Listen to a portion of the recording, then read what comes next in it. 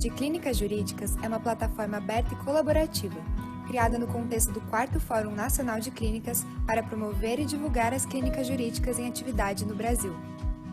Ela é resultado da adesão e mobilização permanente de clínicas do país todo, e por meio dela, as clínicas poderão buscar parceiros em potencial, conhecer ações, divulgar suas iniciativas e pensar juntas novos caminhos para o acesso a direitos no país. Vamos juntos fortalecer a comunidade de clínicas jurídicas no Brasil? Acesse o site e faça parte dessa rede.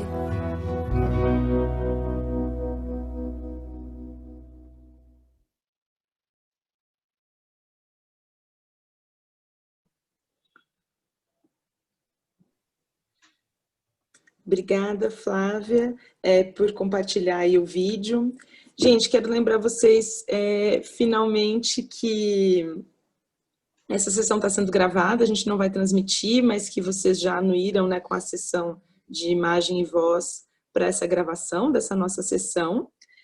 E, bom, por fim, eu e Flávia estaremos aqui, eu vou fechar a câmera em alguns momentos que estou ajudando em outras sessões, a Flávia vai ficar aqui todo o período ajudando vocês. Quero agradecer novamente a participação de todas e todos, estou muito feliz com essa sessão temática, e agora é com Marina e Suzana para fazer a gestão das atividades, e convido vocês a aproveitar, né, acompanhar todo o evento, e a gente segue aí em contato, estamos à disposição para o que for necessário.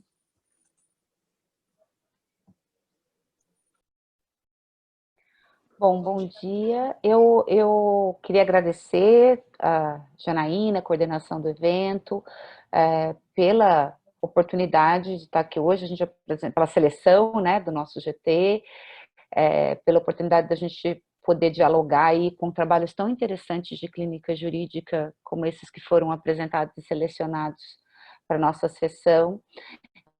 Mas eu queria também fazer um agradecimento especial aqui à Marina, que é a minha companheira aqui de sessão, que foi quem teve a iniciativa de escrever esse GT, me ajudou bastante na seleção e organização, e pelo que a gente combinou, ela vai protagonizar aqui a sessão, e eu vou ficar um pouco de background fazendo os comentários mais subsidiários.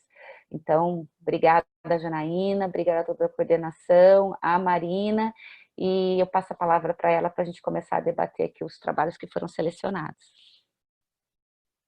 Bom dia a todas, também agradecer a Janaína, a Flávia, que a gente estudava juntas, né? Sempre bom reencontrar as pessoas, a gente estudou juntos no colégio. Agradecer a todas pela inscrição, que eu acho que foi muito bacana desse evento, talvez por ser online, foi a diversidade de regiões, né, que conseguiram inscrever e estar aqui com a gente, então agradecer muito.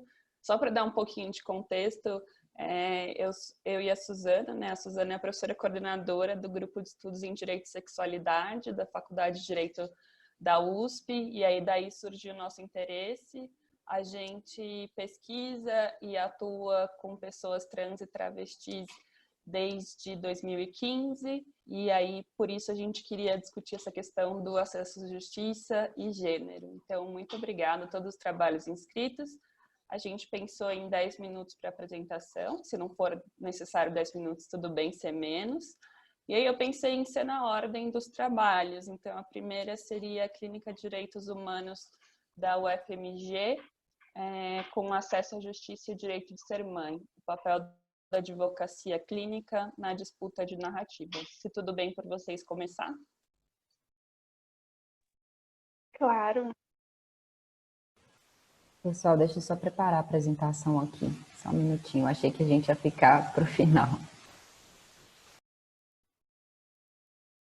É para dar uma emoção na apresentação, sabe, Andressa? Gerar, assim, aquela energia da manhã.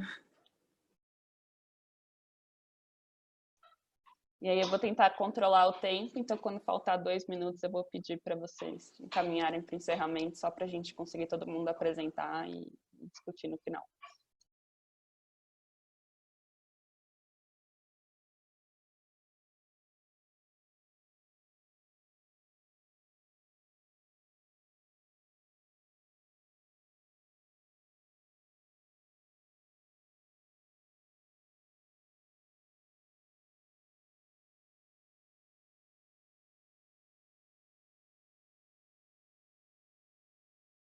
Gente, alguém consegue me orientar como que eu apresento aqui no Zoom? Eu nunca apresentei nessa plataforma ainda. Você tem que apertar aqui embaixo onde está compartilhar tela.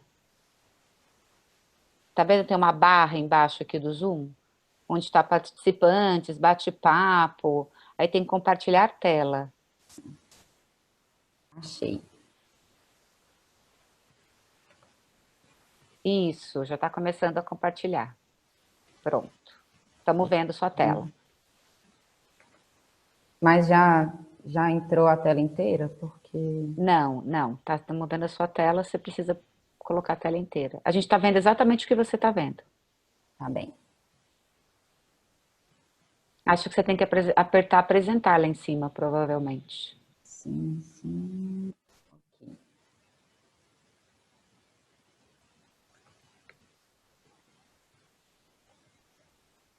É isso, gente? Tá todo mundo vendo? Sim, pode começar. Então tá bom. Prazer, todo mundo. Eu sou a Andressa. Eu estou apresentando junto com a Isabela. Nós somos orientadoras do eixo de Direitos Sexuais e Reprodutivos na Clínica de Direitos Humanos. A gente vai dividir o nosso tempo de apresentação, então a gente vai fazendo complementações uma a outra. Isabela, fica à vontade para chegar junto, tá? Pode me interromper, enfim, vamos seguindo. Nós estamos, né, como orientadoras na Clínica de Direitos Humanos da UFMG. Eu vou fazer uma breve contextualização, em primeiro lugar, para situar um pouco onde se localiza, né, o nosso trabalho. Nós estamos à frente do eixo de direitos sexuais e reprodutivos, primeiro pensando um pouco nessa conceituação, né, a gente trabalha com essa ideia de que os direitos sexuais e reprodutivos, apesar de existir uma interseção entre eles, também se diferenciam, então a gente não pode ficar também confundindo, né? E relacionando, atrelando sempre esses conceitos, mas a gente vai sempre trabalhar através, né, dessa ideia de estigma social em relação à gravidez, com relação aos direitos reprodutivos, projetos de vida afetados negativamente pelo exercício de maternidades, e riscos e sequelas, né, à saúde reprodutiva, então muito relacionado à saúde, e violação do acesso de serviços de saúde reprodutiva. Quanto aos direitos sexuais, né, a gente pensa que a violência sexual vai se refletir muito no abuso, no risco e sequelas à saúde sexual e capacidade sexual, e em alguns momentos, né, prostituição forçada, mas, enfim, esse não tem sido o nosso trabalho, a gente não tem nenhuma assistida que tenha um enfoque nesse aspecto específico. Então, vamos passar. Como é que a gente se organiza dentro do eixo, né? Em primeiro lugar, a gente começou a trabalhar com a problemática de afastamento compulsório de recém-nascidos em Belo Horizonte.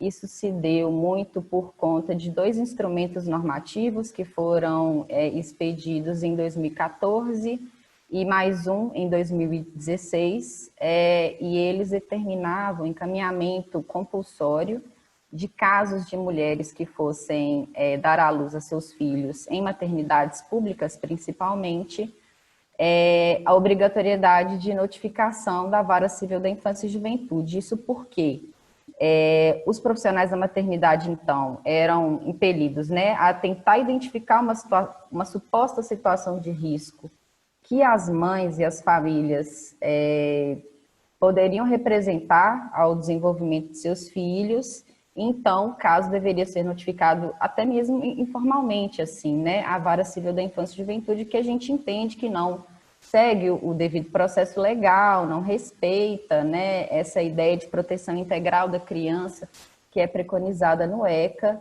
Então, a gente começou uma atuação a partir da deflagração desses instrumentos normativos. Outra frente do eixo é a descriminalização do aborto. A gente tem atuado nessas ações de controle concentrado de constitucionalidade, apresentando amicus curiae, eu mostro um pouquinho mais à frente, mas é uma atuação um pouco mais pontual do eixo. Então, aqui a gente tem um pouco, só para dar uma pincelada com vocês, e pela oportunidade de apresentação também, né? Um pouco das frentes em que a gente atua no eixo, os modos, né, de incidência e de tratamento mesmo dessas problemáticas de uma maneira macro e também micro. Então, a gente atua em casos individuais, ao mesmo tempo a gente apresenta notas técnicas e substitutivos em projetos de lei que se relacionam com direitos sexuais e reprodutivos, maternidade. Não sei se passei sozinho, gente, perdão. Apresentando amicus curiae no STF e também processos locais, ações civis públicas, habeas corpus coletivo. A gente também se articula em rede, né, se integrando um pouco à rede de proteção à mulher, à criança e adolescente, que a gente vai trabalhar um pouco melhor à frente, e pesquisa científica. Então, a clínica, ela faz parte dessa coletiva em apoio às mães órfãs, majoritariamente onde a gente se organiza, né, para se inserir dentro do cenário de mobilizações, com relação principalmente a essa retirada compulsória de bebês. A gente tem, eu vou precisar baixar aqui a minha tela, mas a gente tem majoritariamente, né, esses dois objetivos, que é de promover o debate público acerca do afastamento compulsório entre mães e seus bebês pelo sistema de justiça, violação a qual estão sujeitas mulheres em situação de vulnerabilidade social, sendo possível identificar o atravessamento de marcadores de raça e classe, e fortalecer políticas públicas articuladas, capazes de compreender as interseccionalidades que envolvem o tema, de modo a promover um cuidado integral e integrado de crianças e adolescentes à sua família de origem. A coletiva, ela teve essa iniciativa de reunir diversos documentos com relação a essa problemática em específico. Então, coloquei aqui embaixo que, se alguém quiser saber mais sobre o tema, pode procurar esse blog que chama De Quem é Esse Bebê?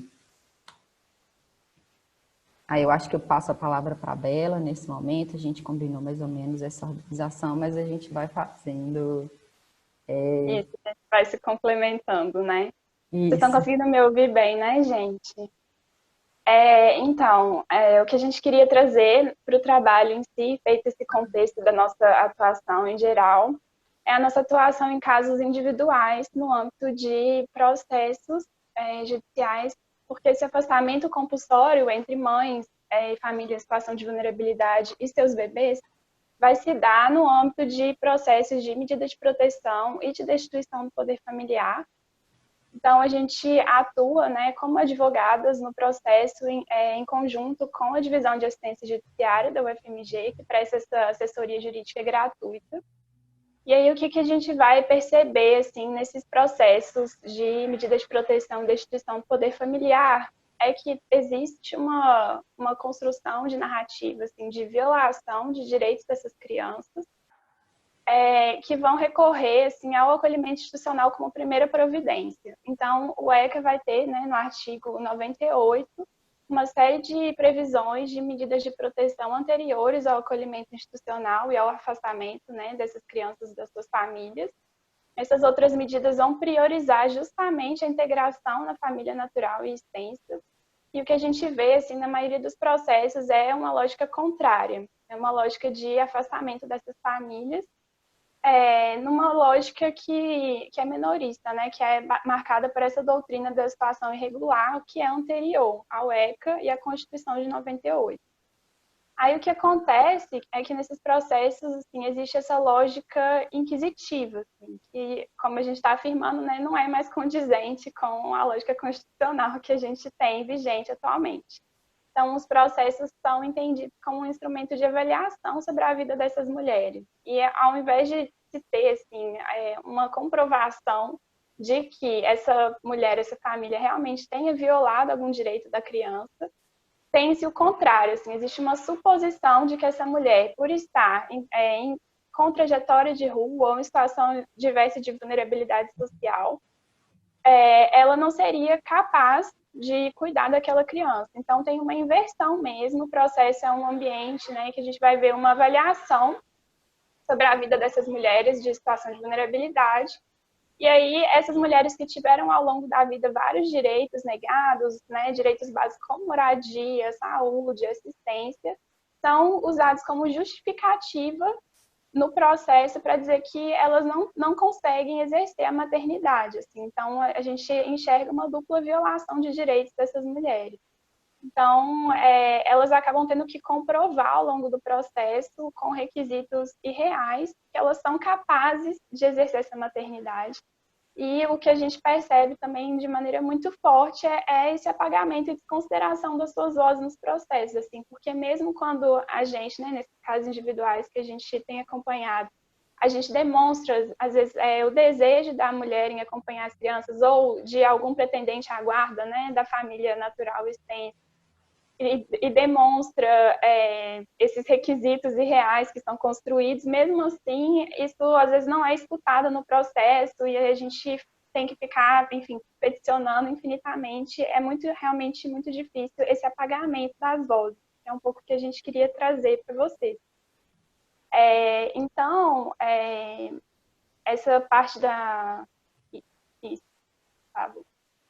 Então, na construção dos processos, a gente vai ver essa maternidade ideal, inalcançável, uma maternidade perfeita, que vai reforçar esses papéis Isabela, desculpa, Oi. Vocês têm mais 2 minutos, só para encaminhar para a conclusão. Tá bom, beleza. Então, reforçando esses papéis de gênero, assim, de reprodução e cuidado, que vão ser historicamente atribuídos às mulheres, mas a gente trouxe aqui um conceito que é o conceito de hierarquias reprodutivas, né, que vai falar que essa construção de maternidade tem padrões de caráter elitista, branco, hétero, vai envolver um ideal muito específico, que é claramente um construto social que vai mobilizar nesse discurso um aspecto de gênero, mas também de raça e classe. Então, a gente queria trazer, né, essa pergunta de quem tem o direito de ser mãe, porque nesse contexto todo, um dos aspectos essenciais do trabalho do nosso eixo, enquanto advogadas clínicas, é justamente essa construção de contranarrativas sobre quem tem o direito de ser mãe. Assim. Então, a gente vai buscar o tempo inteiro trazer a voz dessas mulheres mães nos processos, combatendo várias violações ao contraditório e ampla defesa e tentando materializar justamente o acesso à justiça a essas mulheres, mães e suas famílias. Então, em relação ao acesso à justiça, a gente tem, né, essa obra do Capelletti Gart que vão apontar essa possibilidade de reivindicação de direitos. Então, o acesso à justiça como uma possibilidade de reivindicar os seus direitos. E aí eles vão trazer também alguns desses obstáculos ao acesso à justiça. Se a Andressa quiser me completar. A gente tem, enfim, vou tentar dar uma complementada bem rápida para a gente finalizar, mas é só, enfim, fazendo essa ressalva de que a gente compreende até, né, que não é o ideal usar essa obra do Capelletti e do Gart como única voz possível, né, dentro do acesso à justiça, até porque a gente já entende outros desdobramentos sobre isso, mas eu acho que essa parte, esse trechinho, assim, do livro é interessante porque eu acho que se relaciona muito com o nosso trabalho, assim, no sentido de dizer que existem alguns obstáculos ao acesso à justiça que são anteriores ao processo, mas que se relacionam com ele também, e a gente vê isso na nossa atuação, né? Muitas vezes as mães não são orientadas, os filhos são levados ao acolhimento institucional e não existe nenhum tipo de orientação, às vezes elas nem sabem que existe um processo ao qual elas estão respondendo, porque muitas vezes não há citação, né? Então a defesa ela não consegue se completar, muitas vezes existem algumas barreiras de cunho moral e social que fazem essas famílias acreditarem que o Estado talvez consiga tutelar o seu filho de uma maneira mais eficiente, mais civilizada, mais compatível com a ordem social do que aquela própria família que enfim, reiteradamente estigmatizada, né? E tem seus projetos de vida reiteradamente julgados. Então, a gente vai compreender nesse momento que a gente não consegue fazer essa defesa das famílias no âmbito dos processos apenas trazendo uma assessoria jurídica, uma assessoria técnica, né? A gente precisa se envolver com a rede de proteção se integrando, inclusive, né, constituindo um desses pontos de apoio dessas famílias. No sentido de que a gente não vai conseguir, por exemplo, provar uma possível estabilidade, uma possível organização dessa família sem o apoio do serviço, sem o apoio psicológico, o apoio assistencial, né? Um posto de saúde que vai referenciar aquela família e trazer profissionais para junto daquela organização, né? Então, a gente tem quanto tempo? A gente não tem mais tempo. Não tem mais, já estourou. Então, a gente pode só concluir rapidamente, só queria concluir dizendo, então, que a gente vai ter esse diferencial, né, da advocacia clínica nesses casos, justamente porque a gente vai tentar estabelecer uma relação com as nossas assistidas, que é essa relação de confiança, que vai privilegiar a autonomia delas na elaboração de caminhos adequados para a resolução desses conflitos, e integralmente aos serviços de assistência social, assim. Então, a gente vai mobilizar esses atores também para a garantia dos direitos básicos dessas mulheres, apresentando esse ponto de vista também ao processo. E aí, nesse sentido, né, o acesso à justiça que a gente está trazendo vai dizer respeito a esses dois pontos principais, assim, que diz a participação substancial dessas mulheres mães nos processos, ou seja, a oportunidade delas influenciarem as narrativas construídas sobre elas, e essa integração com a rede de políticas públicas para garantia de condições materiais de existência também, que vão permitir essas mulheres a vivenciarem a maternidade com dignidade, se elas quiserem. Então, esse acesso à justiça articulando tanto o conceito de gênero, né, que era a proposta da sessão temática, quanto também esses discursos de raça e de classe que são muito marcantes no nosso trabalho. Seria isso. Muito obrigada, gente. Agradeço e peço perdão, né, pela delonga. Obrigada, gente. Se a gente puder passar, então, para o segundo, que seria o da acesso à justiça e o olhar de gênero na atuação do Núcleo de Práticas Jurídicas da UniOeste no Direito de Família. Gente, eu só queria apontar, primeiro pedir desculpa pela pressão do tempo, porque a gente sempre sabe que tem muito mais coisa para vocês falarem, mas seria legal se a gente conseguisse realmente cumprir os 10 minutos de tempo, para que a gente tivesse espaço no debate, porque a gente tem um horário fixado, né? E eu realmente vou ter que sair no final do horário. Então, se a gente conseguisse manter com todo o prejuízo que a gente sabe que essa pressão traz, seria interessante para a gente conseguir debater todas as experiências. Obrigada. Bom dia. Eu sou Geisele Andrade, vocês estão me ouvindo? Sim. Eu vou compartilhar a tela aqui, só um minuto.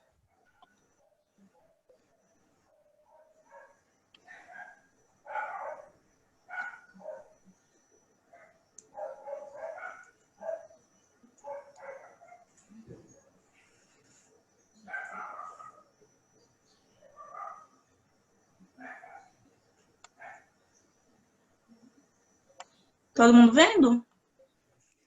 Sim. Tá, então só para me apresentar direito, meu nome é Geisele Andrade, eu sou advogada do Núcleo de Práticas Jurídicas da UniOeste, aqui em Foz do Iguaçu. Eu vou apresentar o nosso resumo junto com a Alessandra Cabanha, que está aí na chamada, e ela é bolsista acadêmica do Núcleo já faz um bom tempo.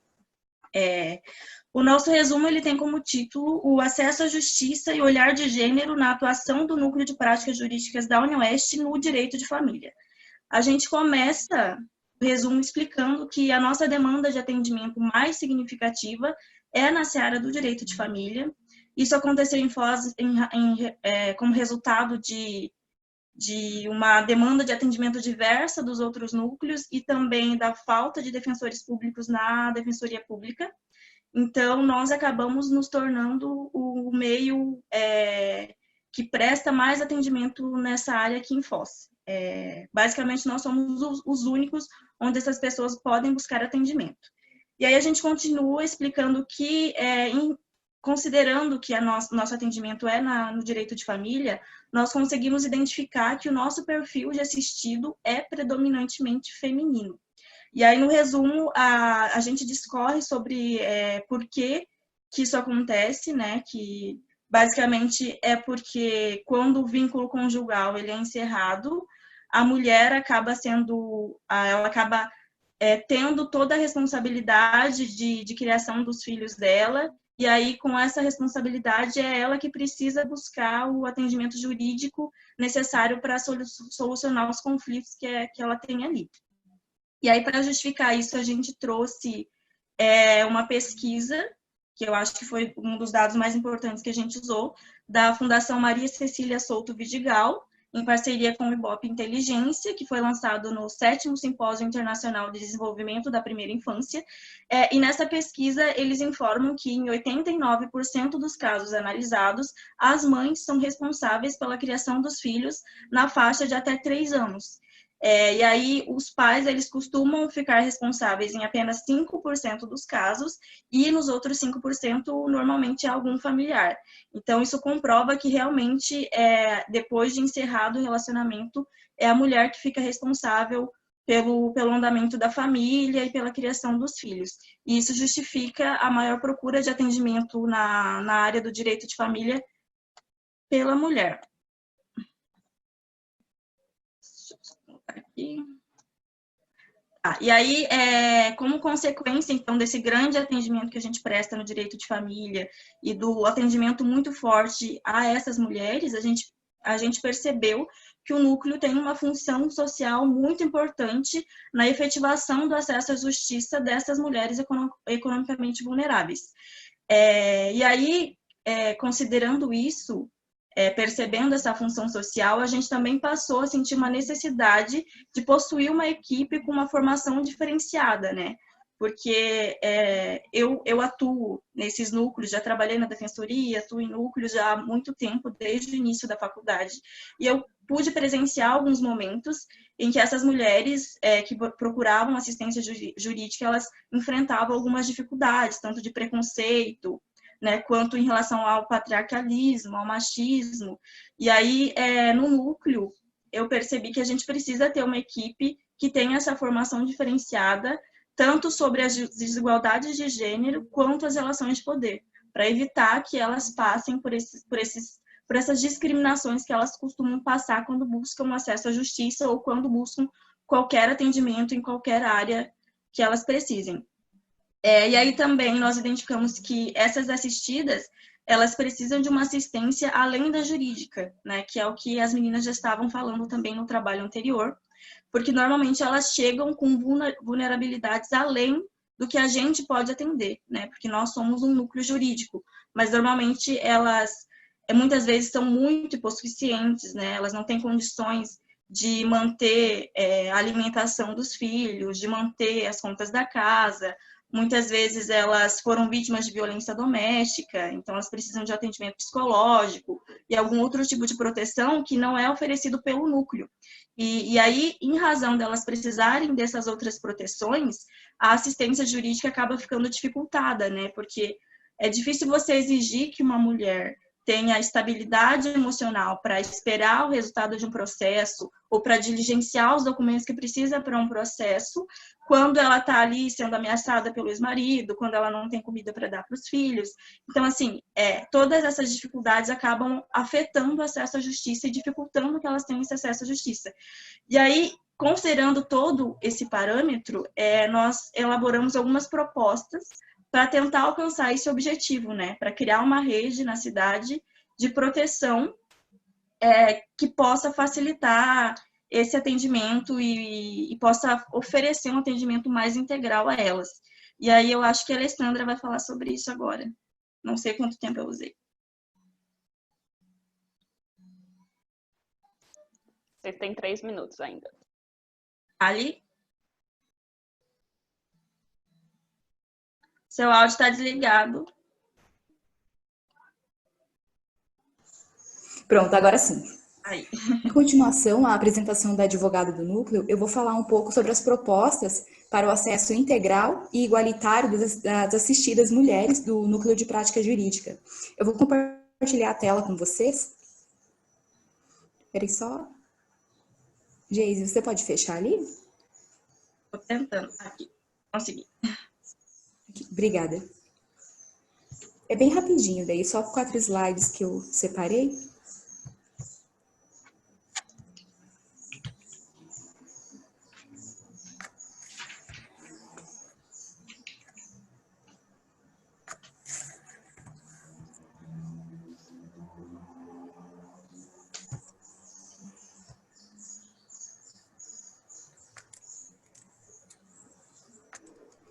Aqui, essas são algumas propostas que nós fizemos aqui para poder ter, para poder garantir esse acesso à justiça integral e igualitário das mulheres que são atendidas pelo Núcleo de Prática Jurídica aqui da UniOeste. A primeira delas, estabelecer uma maior comunicação com as varas de família, ofertando capacitação dos servidores na perspectiva de gênero e acesso à justiça como direito social. Essa primeira proposta, a gente pretende capacitar os servidores da vara de família nessa perspectiva de gênero, para fazer um melhor encaminhamento à mulher em situação de violência ou vulnerabilidade social, isso desde o primeiro balcão até uma decisão judicial. O segundo é mapear as redes de proteção à mulher existentes na cidade, bem como as entidades disponíveis para suprir gratuitamente as demais vulnerabilidades das assistidas, como a advogada já havia falado, que além da questão jurídica, elas também precisam de um atendimento da assistente social ou mesmo psicológico. Aqui em Foz do Iguaçu, eu coloquei a foto, nós temos 2 CREAS, que é o CREAS 1 e o CREAS 2, que fazem esse atendimento de média complexidade, um atendimento especializado àqueles que tiveram direitos violados. E também tem o CRAS, que é o Centro de Referência da Assistência Social, que ele tem como objetivo prevenir essa situação de vulnerabilidade social. Em Foz do Iguaçu nós temos 5, né? Que tem o CRAS Norte, o CRAS Nordeste, o CRAS Oeste, CRAS Leste e CRAS Sul, como vocês podem ver aqui na imagem. E também temos o CRAM, que ele tem um atendimento mais específico, que é voltado para o atendimento da mulher em situação de violência. Muitos das nossas assistidas, elas vêm aqui encaminhadas pelo CRAM, porque na maioria das vezes são vítimas de violência doméstica, sofrem ameaças, como a advogada já havia explicado. E, por fim, a nossa última proposta é desenvolver rodas de conversa com essas mulheres em situação de desamparo, com a finalidade de compreender as suas reais necessidades e ajudá-las a afastar o sentimento de culpa atribuído pela sociedade, por meio de parcerias com profissionais qualificados. E é isso. Muito obrigada, Alessandra. O terceiro são as clínicas jurídicas de direitos LGBT nos Estados Unidos e no Brasil, por favor. Entendo.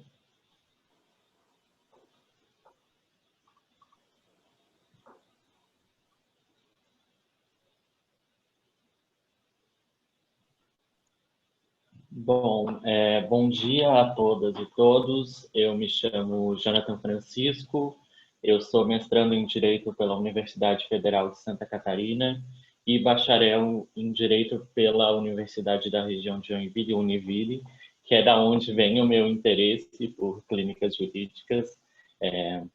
Eu escrevo esse resumo junto com o professor Denison Aguiar, que é da Universidade do Estado do Amazonas. Deixo aqui o abraço dele e as desculpas por ele não poder estar aqui presente com a gente. Mas também gostaria já de começar ressaltando que essa é uma investigação bastante inicial, diante de uma necessidade prática que nós tínhamos. Então, a gente pensou em averiguar aí as clínicas jurídicas de direitos LGBT nos Estados Unidos e no Brasil, visando ampliar a proteção de direitos LGBT. Então, um pouco que a gente vai falar rapidamente hoje sobre o histórico, o impacto social que uma clínica jurídica pode ter, em que pé estão os direitos LGBT no Brasil, as clínicas de direitos LGBT nos Estados Unidos e as atividades que elas desenvolvem, e falar então um pouco sobre a primeira clínica de direitos LGBT do Brasil. E aqui, quando estou usando o termo LGBT, estou me referindo a lésbicas, gays, bissexuais, travestis, transexuais e transgêneros, como um termo guarda-chuva que abarque todas as identidades de gênero e identidades sexuais divergentes. Então, o que é uma metodologia clínica, né? Muito se discute se a clínica é uma metodologia, se é uma pedagogia, se é um método. A questão é que não existe um conceito universal, né? Nós temos características comuns de aprender fazendo, interagindo como advogado ou como advogada trabalhando em casos reais ou simulados e refletindo sobre a prática. E por não existir um conceito universal, é interessante a gente analisar um pouco o histórico de como se construiu essa ideia de clínica jurídica para observar o ponto que estamos hoje. Então, existe aí na doutrina o histórico que existiriam 3 ondas nos Estados Unidos, onde as clínicas foram criadas. Então, lá no começo, Rowe vai escrever em 1917 sobre uma educação clínica, que na verdade era simplesmente para que os alunos e alunas trouxessem para dentro da sala e relatassem as experiências práticas que tinham em seus estágios. Em 1921, a Fundação Carnegie vai financiar um estudo aí sobre a educação jurídica que vai identificar que inexistem atividades práticas dentro dos cursos jurídicos nos Estados Unidos. E a gente chega lá, então, em 1933, quando o Jeremy Frank escreve Why Not a Clinical Lawyer School, onde a gente tem esse momento aí bem importante, né, dele defendendo a prestação de serviços jurídicos gratuitos pelas faculdades de direito, onde os alunos e as alunas poderiam, então, ter este momento da prática, né, fazendo uma analogia com os cursos de medicina, né, ele diz que se um médico não pode sair da faculdade sem ter uma experiência prática, um advogado ou uma advogada também não poderia. Então, eles né, defendem essa educação clínica que vai começar a se espalhar, então, e ganhar força aí nos anos seguintes nos Estados Unidos. Então, a segunda onda seria entre 1960 e 1990, onde essa expansão vai continuar acontecendo, as clínicas jurídicas vão ganhando espaço nos cursos jurídicos dos Estados Unidos, num momento de grande transformação social. E essa é uma puxada aí da segunda onda desse movimento, né, de trazer para dentro das universidades esse movimento de transformação social, de representatividade, de direitos civis. E a terceira onda, então, é no início do século XXI, onde essas clínicas já ganharam seu terreno, mas ainda estão na periferia do currículo. Então, um movimento para trazer um status de importância dentro dos currículos dos cursos de direito. E aqui na América Latina, teve um primeiro movimento na década de 60, né, do movimento de direito ao desenvolvimento, bastante baseado nas clínicas estadunidenses, que não acabou colando muito, por se entender que era mais uma dominação do norte global, né? E trazia, meio que importava exatamente como acontecia nos Estados Unidos, o que não era viável na América Latina naquele momento, por uma série de questões, como recursos financeiros, por exemplo. Mas ressurge nas décadas de 80 e 90, num período de redemocratização que a América Latina está passando nesse período, muito proveniente de professores e professoras jovens, de interesse público, onde essas clínicas começam a firmar terreno. Em 96, 97, então, a gente tem a primeira articulação latino-americana de clínicas jurídicas, que infelizmente vai morrer em 2008. Mas a gente vê hoje novas alternativas surgindo, né? E no Brasil, então, as clínicas jurídicas chegam sob essa denominação, né, de clínica jurídica somente em 2007, na Universidade da Região de Joinville, Univille, então, onde eu me graduei, e onde eu pude, dos 5 anos de graduação, eu pude estar na clínica durante 4. Então, daí vem o meu interesse. Existiam outras experiências no Brasil que poderiam ser entendidas como clínicas, mas elas não usavam essa denominação. Então, a gente tem em 2011 a criação da Rede Amazônica de Clínicas de Direitos Humanos, com as clínicas da região amazônica em si, e depois um convite aí para as primeiras clínicas jurídicas do Brasil, da UNB, da Univille, para compor essa rede. E 6 anos depois, a gente tem o primeiro Fórum Nacional de Clínicas Jurídicas, então, na intenção de criar essa rede nacional, né? Essa articulação que está se concretizando aqui nesse 4º fórum. Então, só destacar que as clínicas do Brasil, elas têm algumas diferenças, né?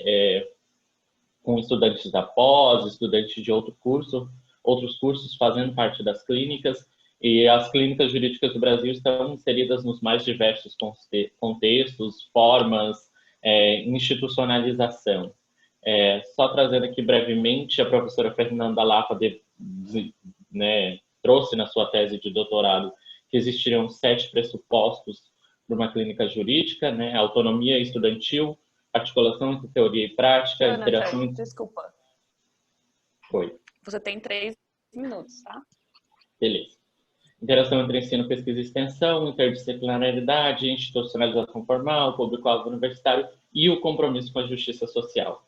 Então, esse é um destaque da clínica. A clínica está sempre nessa balança entre o impacto social e a formação profissional, até pelo que a gente pôde ver nos relatos das colegas que falaram antes de mim, né? A clínica produz uma diferença tanto na vida das pessoas assistidas quanto na vida das pessoas que compõem uma clínica jurídica. Aqui a gente tem algumas das clínicas do Brasil, desse primeiro movimento de clínicas de direitos humanos e agora de novas clínicas, reforçadas aí pela resolução número 5 do Conselho Nacional de Educação, que reafirmou, né, afirmou pela primeira vez expressamente as clínicas jurídicas dentro do currículo dos cursos de direito. E a gente não tinha uma clínica de direitos LGBT no Brasil, e por que seria importante, né? As pessoas LGBT no Brasil estão sujeitas à violência diária, não existem medidas legislativas efetivas que protejam os seus direitos, e nós enfrentamos problemas estruturais que nos impedem de acessar a justiça. Então a gente foi olhar para os Estados Unidos para ver o que tinha lá, né, e como a gente podia usar isso de algum jeito, não numa importação, mas averiguar o que estava acontecendo lá. Então a gente identificou aí pelos estudos realizados pelo Center for the Study of Applied Legal Education, que existem aproximadamente ali nos anos acadêmicos de 2019 e 2020, 1.521 clínicas jurídicas dentro de 185 cursos de direito que responderam à pesquisa, que são 85% dos cursos totais de direito que existem nos Estados Unidos. Então existem muitas, e eles têm essa tabela aqui de quais são os tipos dessas clínicas. Então a gente prevê ali um grande número de clínicas de imigração, de direito penal, de direitos das crianças e adolescentes, de litigação civil, mas eles não têm um dado específico sobre clínicas LGBT. O que tornou bastante difícil identificar essas clínicas, posso falar para vocês, porque não existe esse dado junto em nenhum lugar que a gente conseguiu identificar, pelo menos. Então a gente foi garimpando essa pesquisa, e eu trouxe aqui 2 exemplos para vocês, que é a clínica de advocacy LGBTQ+, de Harvard, e a clínica LGBT da Cornell.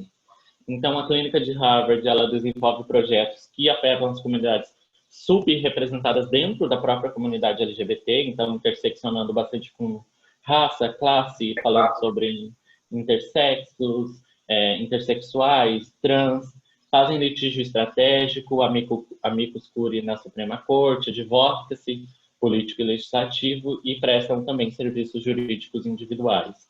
A clínica da Cornell também atua no mesmo sentido. Eles têm casos aí de representação de refugiados que saíram dos seus países pela violência, né, contra essas pessoas, demandaram o estado de Nova York no caso de uma mulher trans que foi brutalmente estuprada dentro de um cárcere, e auxiliam as pessoas LGBT nas mais diversas questões. Então, muitas clínicas são ligadas às organizações da sociedade civil. Eu já vou terminar, só um minutinho. E muitas clínicas contam com um apoio financeiro externo, e elas estão fazendo atendimento durante a pandemia. E a gente quis analisar isso para fortalecer as atividades, então, da primeira clínica de direitos LGBT do Brasil, que é a Clínica de Direito e Cidadania Lésbica, Gay, Bissexual e Transgênero da Universidade do Estado do Amazonas. Foi criada no final do ano de 2019, então está aí bem no comecinho das suas atividades, e que precisa de apoio aí na pesquisa para identificar possíveis projetos e fortalecer as atividades dessa clínica. Então, muito obrigado. Aqui tem o nosso contato. A gente espera que vocês nos auxiliem, tragam contribuições para essa pesquisa, para essa investigação que está ainda bem no começo, para que a gente possa fortalecer essas atividades aqui no Brasil. Muito obrigado. Muito obrigada, Jonathan. A próxima, então, é o controle dos corpos no cárcere e os procedimentos administrativos disciplinares na ala LGBT mineira. Eu estou só olhando a questão da compartilhamento. Vocês estão vendo direitinho? Dá para ver sim, Isis. Dá. Bom dia, gente. Meu nome é Isis. Eu sou estagiária da Clínica de Direitos Humanos da UFMG e do Projeto Transpasse da UFMG. E eu vou apresentar aqui hoje esse trabalho com a Gabi. Gabi, você quer se apresentar?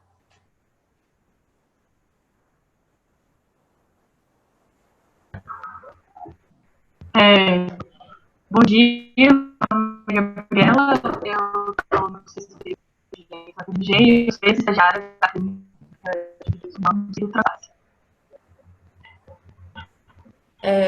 O nosso trabalho ele leva como nome o controle dos corpos no cárcere, os procedimentos administrativos disciplinares na ala LGBT mineira.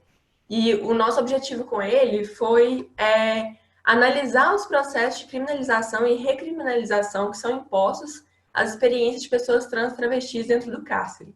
Entender o gênero como norma foi extremamente importante para a compreensão da criminalização das pessoas trans e travestis, na medida em que essa criminalização, essa recriminalização, decorre justamente do uso regulatório das normas de gênero, que, articulada a outros mecanismos, expõe essas pessoas a um sistema de poder que as classifica como criminosas, como sujeitos perigosos. Além disso, a gente parte da noção de raça e racismo como elementos que são estruturantes, como elementos que compõem essencialmente o sistema penal, desde a escolha das condutas que vão ser consideradas criminosas, até o que se entende como sujeito que vai supostamente praticar essa conduta. E isso também foi fundamental para essa análise. A gente partiu ainda da observação de gênero e raça como marcadores que necessariamente se articulam entre si, especialmente no que tange às experiências das pessoas trans e travestis, somente sendo possível analisar devidamente as trajetórias e os processos de criminalização dessas pessoas se isso for feito à luz dessa confluência raça e gênero. Para a confecção da pesquisa, a gente entendeu também como mecanismos de criminalização e recriminalização aqueles dispositivos de controle social que, a partir das balizas advindas das normas de gênero e do próprio racismo, aproximam as experiências trans e travestis da trajetória do encarceramento e, consequentemente, de todos os ciclos de violações que estão a ele correlatos. Assim, a gente buscou colocar em evidência a existência desses mecanismos seletivos em relação a essas experiências, principalmente no que diz respeito, e esse é o foco da nossa pesquisa, aos instrumentos de recriminalização, dentre os quais a gente identificou o uso extremamente arbitrário de procedimentos administrativos disciplinares para apuração de faltas graves em sede de execução penal, o que aprofunda ainda mais os contextos de violação que são submetidas as pessoas trans e travestis no cárcere.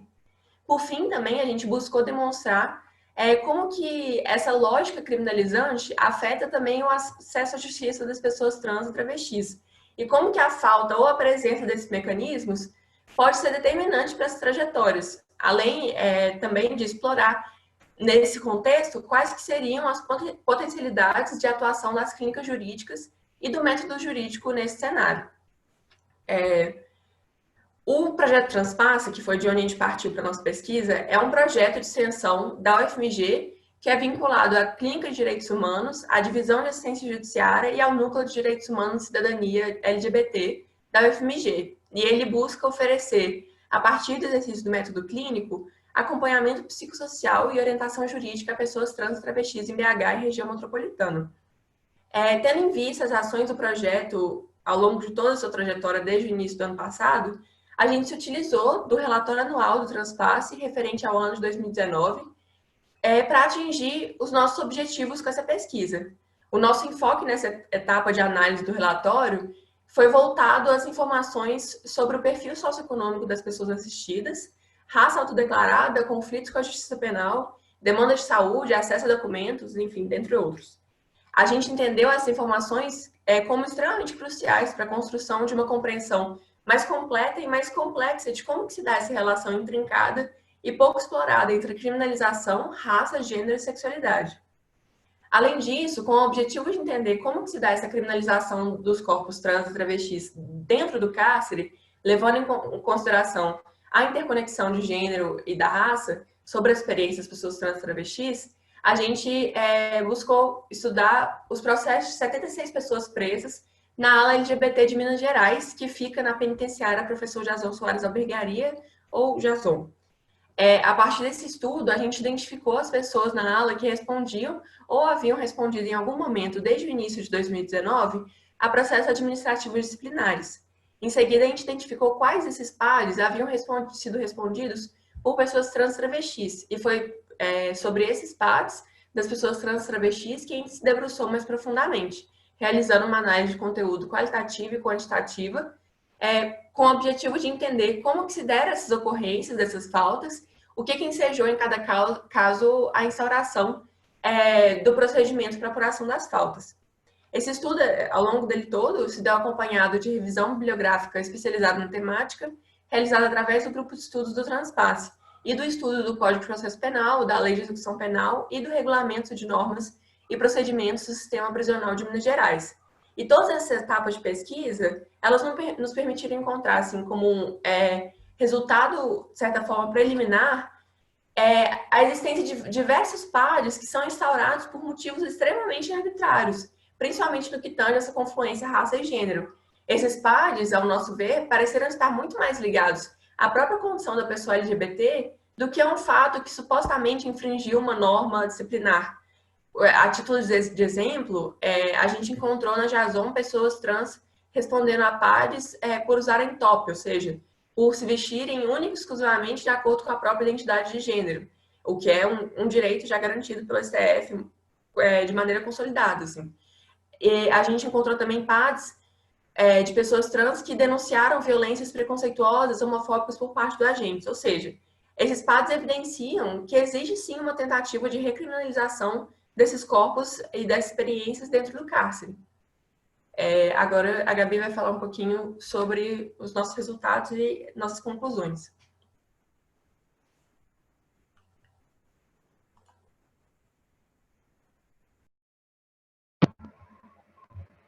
O que a gente pode concluir, então, é que ele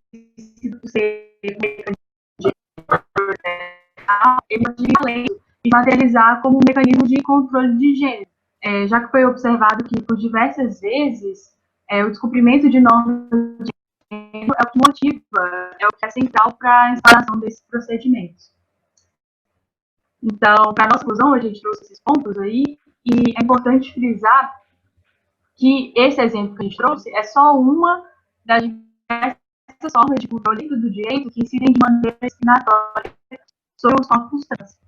E, no Gabi, desculpa, só eu que não estou escutando a Gabriela direito ou todo mundo? Não, está travando bastante. Tá bem ruim sua internet, a gente não está ela está toda truncada. Se você não, você tenta tirar a sua câmera, às vezes melhora.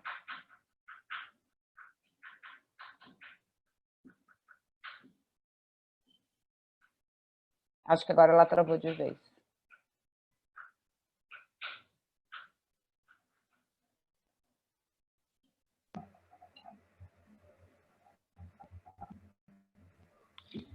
Vocês estão me ouvindo melhor?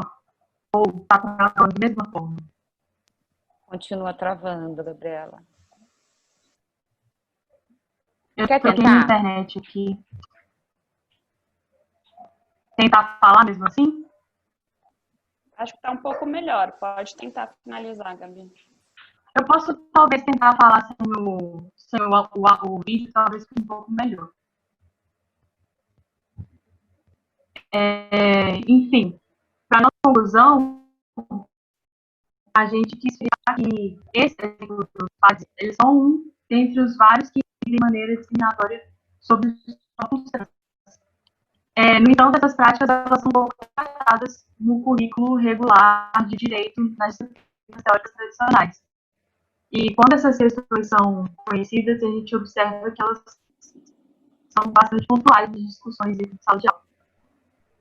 É daí que vai surgir, ao nosso ver, a importância das clínicas jurídicas como um instrumento pedagógico. Essas clínicas, elas vão permitir o contato dos alunos desde a graduação com a prática. E esse contato ele vai possibilitar um confronto entre a teoria ensinada dentro de sala de aula e a realidade das instituições legais aos direitos humanos.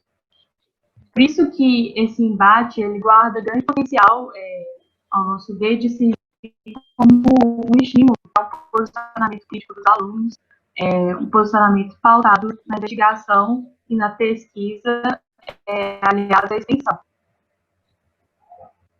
Nesse caso, seria um posicionamento crítico frente ao senso comum criminológico, ao sistema de justiça criminal e às normas de gênero. Mas ele pode estar em relação aos mais diversos sociais da área de atuação dessa clínica.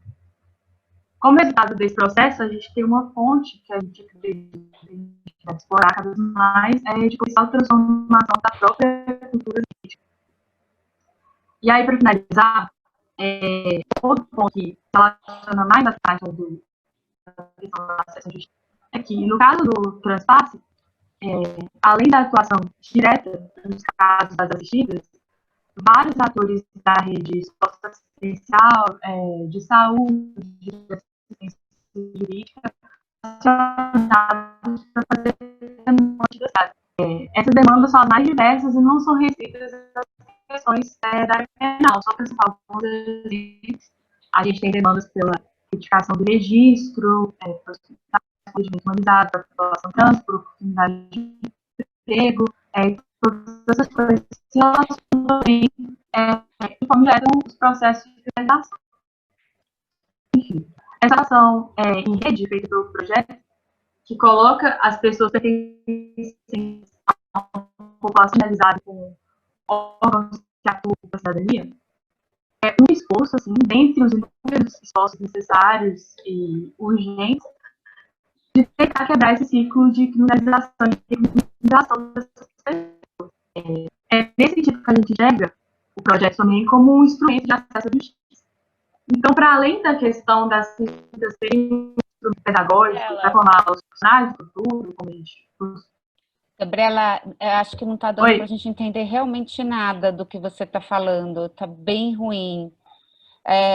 Será que a gente podia, porque a gente está bem apertado no horário, ou a outra colega, a Isis, né? Não era a Isis, desculpa, estou me perdendo aqui. Sou eu mesmo. Você, né, Isis?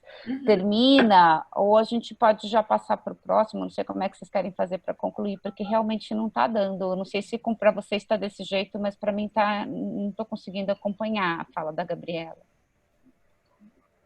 Eu acho que tudo bem, eu posso finalizar aqui rapidamente e aí a gente já passa para o próximo. Obrigada, Isis. Bom, assim, em suma, a nossa pesquisa está no estágio preliminar, né? Mas ressaltando os pontos que a Gabi estava falando, sobre como que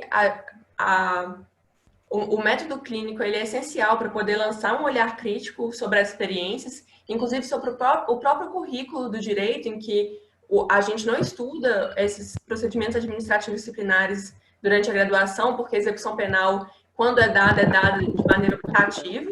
Então, é uma realidade que é extremamente prejudicial e onde se materializam diversos mecanismos de violência, mas que é extremamente negligenciado pelas faculdades de direito. E como que existe um potencial imenso nas clínicas jurídicas quando a gente lança um olhar para a execução penal também, e não somente para os processos de conhecimento e todas as violências que ficam mais na cara com relação ao que a gente já tem na faculdade. Assim. E, por fim, eu gostaria de lançar um convite para vocês conhecerem as redes sociais do Transpasse. Ih, saiu pela metade do slide aqui. Do Transpasse e dos nossos parceiros vinculados ao Núcleo de Cidadania LGBT da UFMG, a Clínica de Direitos Humanos e a Divisão de Assistência Judiciária da UFMG. E esse aqui são as redes do Transpasse, onde a gente vai lançar mais resultados da nossa pesquisa. Muito obrigada, Isis. A gente pode passar para o último, então, que é o projeto Nascer em Santarém.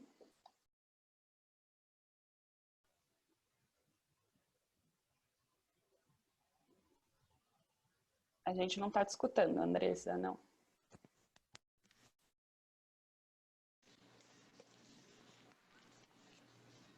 Vou compartilhar a tela rapidinho. Tá bom, agora a gente está conseguindo te ouvir. Agora dá para ouvir bem. Tá bem.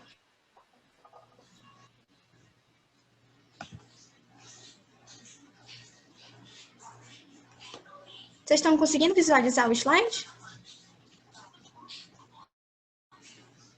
Ainda não, sua tela está aberta, mas não está aparecendo nada. Está aparecendo só uma tela preta. Só ver aqui. Tá travando. Agora apareceu. Deu certo? Deu certo. Assim.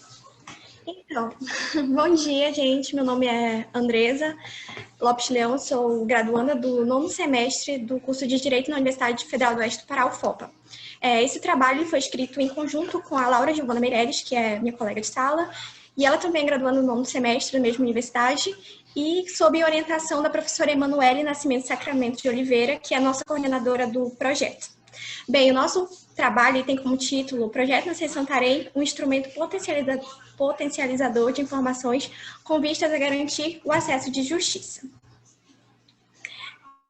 A gente tentou analisar o problema de pesquisa, tentar responder a seguinte pergunta: em que medida o Projeto Nascer Santarém atua como catalisador de informações com vistas ao combate à violência obstétrica e à desigualdade de gênero, a fim de garantir o acesso à justiça a dezenas de mulheres que são atendidas no âmbito do projeto, das atividades do projeto.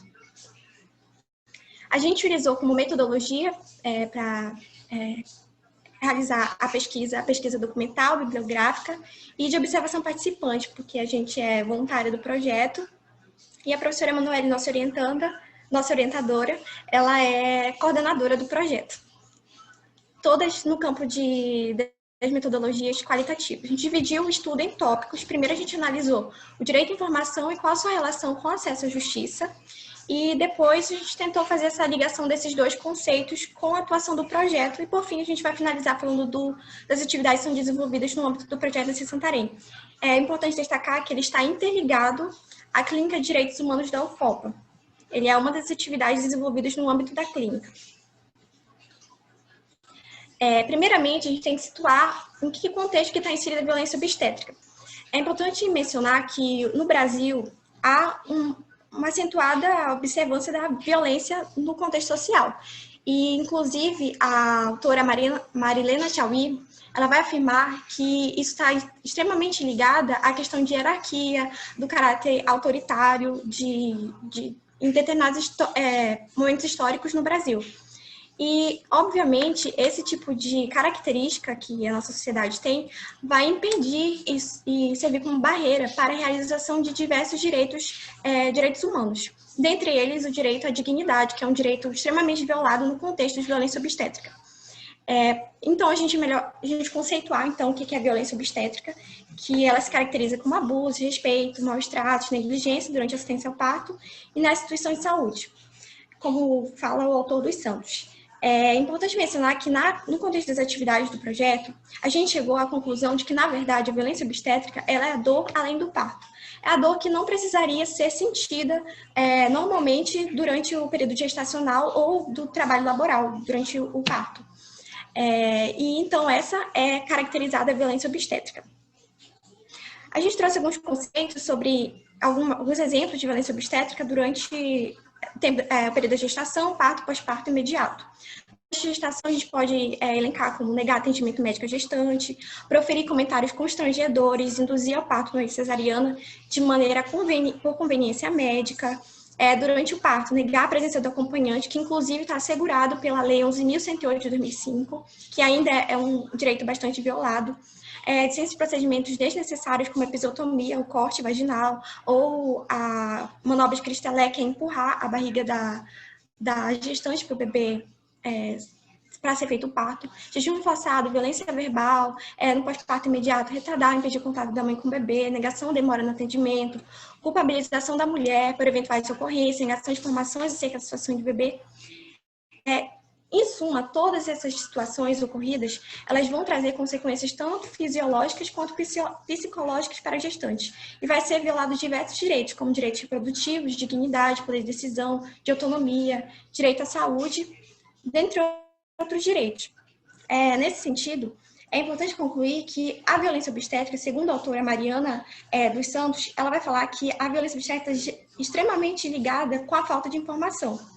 E o autor Correia, ele vai falar que a violência obstétrica, o direito à informação, está intimamente ligado com a violação do direito de autodeterminação.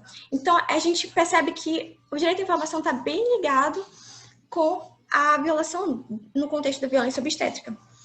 Por isso que é importante entender a atuação do projeto, porque o projeto ele atua justamente nesse sentido, nessa vertente de difundir informações sobre violência obstétrica para que as gestantes tenham acesso às informações e saibam como se autodeterminar.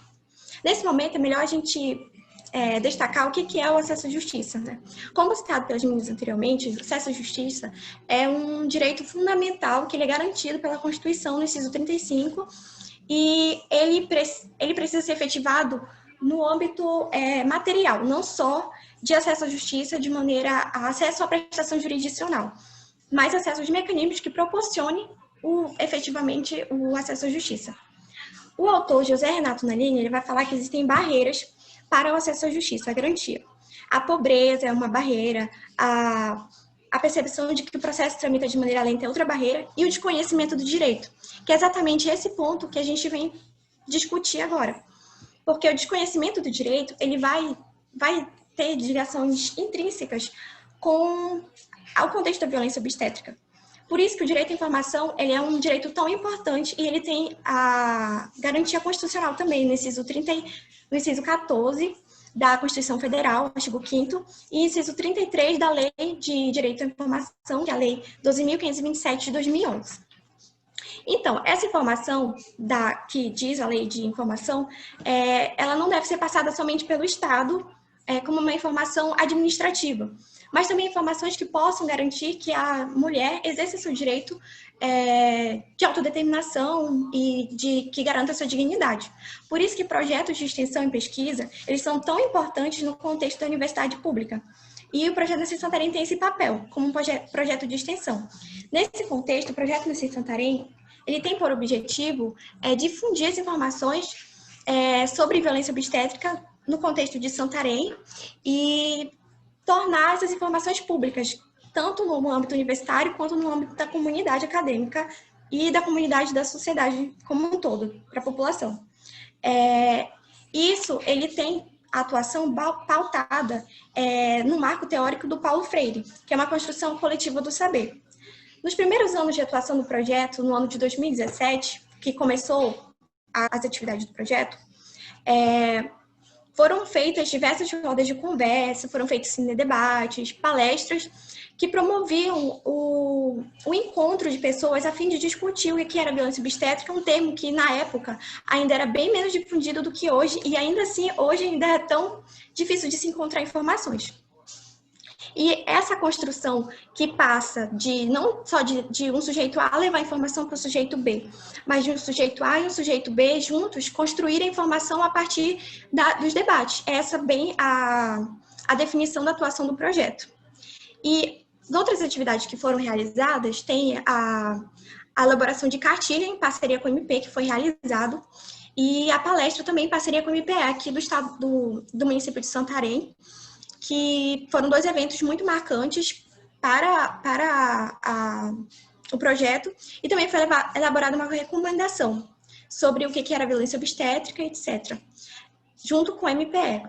E uma das atividades mais recentes que foram realizadas pelo projeto foi a elaboração de plano de parto, que tem como objetivo fazer o atendimento, são dois atendimentos. Primeiro é feito o atendimento com a gestante, e aí a gestante vai tirar as dúvidas, a gente vai explicar o que é violência obstétrica, quais são os procedimentos que são comuns durante o parto, diversas outras curiosidades que a gestante possa ter. E o segundo atendimento é feito a elaboração do plano de parto, em si, é redigido um documento com todas essas fases que eu expliquei para vocês e explicando quais são os procedimentos que ela gostaria que fossem realizados ou não no seu próprio corpo. E a gente também fala sobre quais são os procedimentos que poderiam também ser caracterizados como violência obstétrica, que já são evidências científicas de que não ajudam no momento do parto, como, por exemplo, a episiotomia, que é o corte vaginal, e a manobra de Christelé, que é o empurrar a barriga do bebê, da mãe para o bebê sair, que já é uma prática já repudiada pela OMS.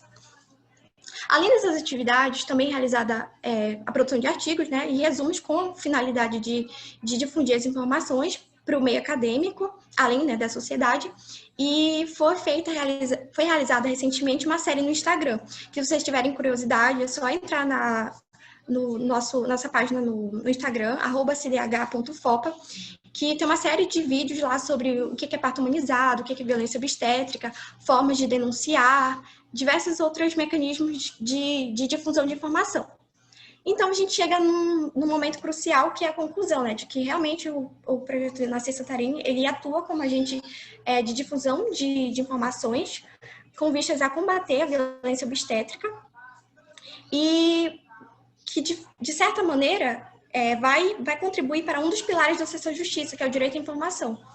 E vai proporcionar que a gestante se autodetermine, ela tenha condições de saber que os seus direitos são violados e que ela procure as instituições para que seja feita a defesa desses direitos. Geralmente, a gente, diante de atendimentos que já foi realizada, a gestante foi vítima de violência obstétrica, a gente dá os encaminhamentos necessários, a gente diz que é para procurar o MP, a Defensoria Pública, e diz quais são os mecanismos necessários. Atualmente, a gente não está tendo essa atividade na linha jurisdicional, a gente está ainda numa fase do projeto, que é uma fase de difusão de informações, que é meio que uma linha de luta da retaguarda, mas que tem grande importância, que é um dos pilares, né, para que seja garantido o acesso à justiça, porque o desconhecimento do direito, como disse José Renato, é realmente uma barreira para que se tenha qualquer acesso à justiça. Obrigada. Eu tenho algumas fotos, eu gostaria de mostrar algumas fotos do projeto, se tiver tempo.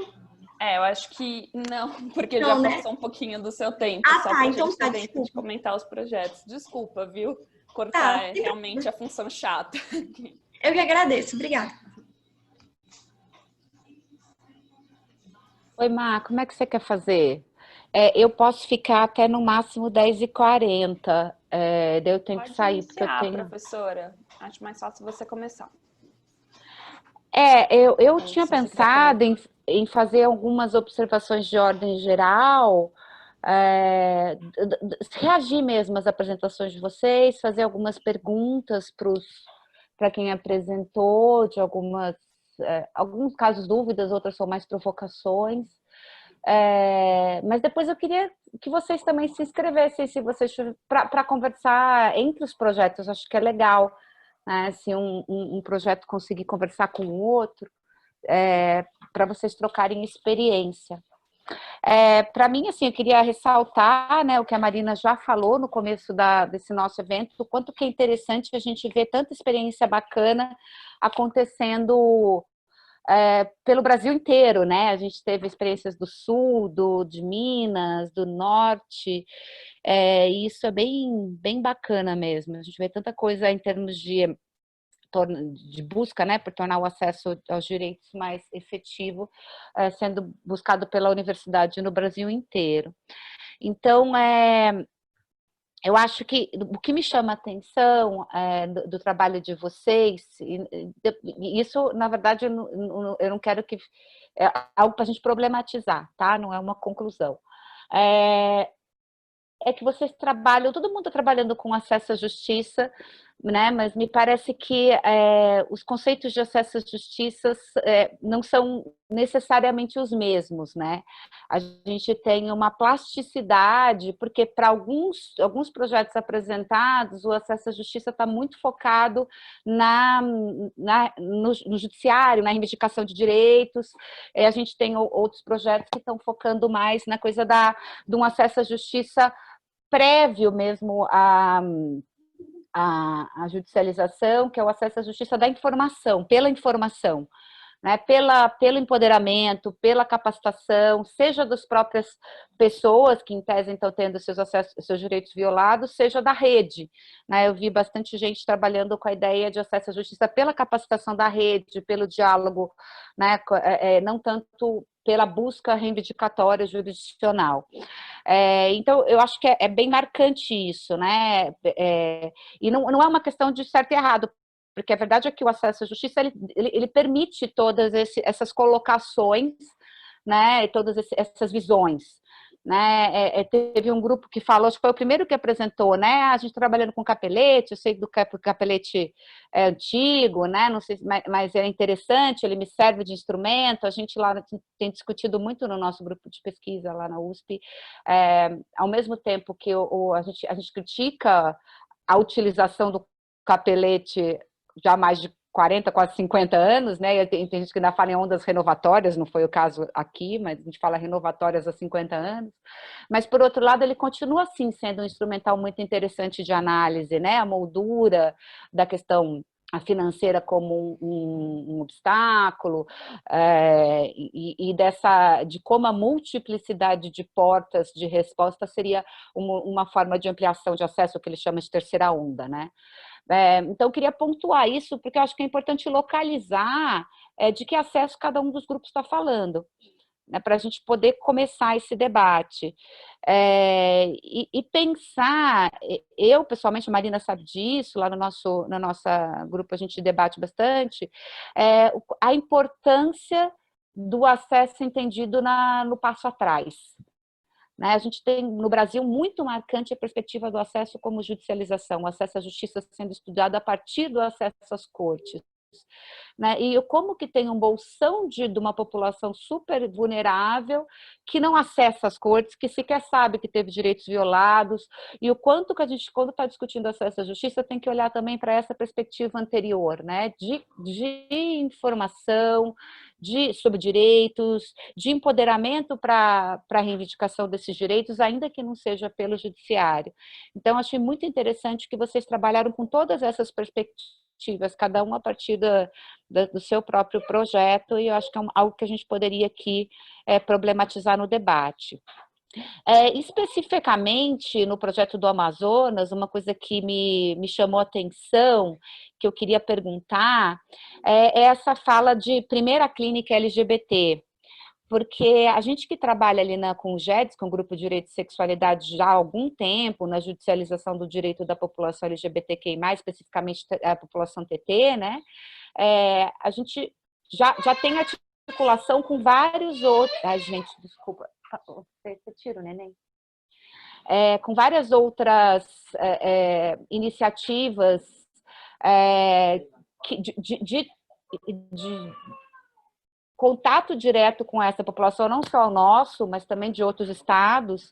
A Santa Catarina, né, Marina, tem uma clínica interessante também, que foi até sustentar no STF, né, a questão dos banheiros.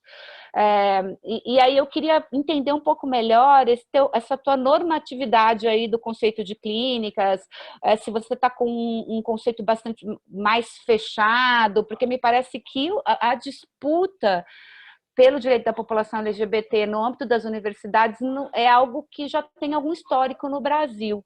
E fica uma provocação também, da gente, o quanto que o nome define, né, o conteúdo do que está sendo feito, se a gente pode pensar num conceito de clínica jurídica no ambiente da universidade brasileira, tão pautada por essa lógica do Paulo Freire, que o pessoal de Santarém até mencionou aí na última apresentação, né? Tem tanta coisa tão nossa e tão interessante em termos de extensão universitária, que é até copiado nos Estados Unidos, se não vale a pena a gente fazer a dupla mão, né? Eu acho super interessante a gente olhar as experiências de fora, mas também olhar as nossas experiências e entender que elas podem ser até mais ricas do que as experiências de fora. Então eu queria problematizar também um pouco disso, do que a gente está entendendo aqui por clínica, e se vale a pena a gente fechar um conceito mais rigoroso aí, até de nomenclatura, ou não, se todas essas experiências, né, sejam elas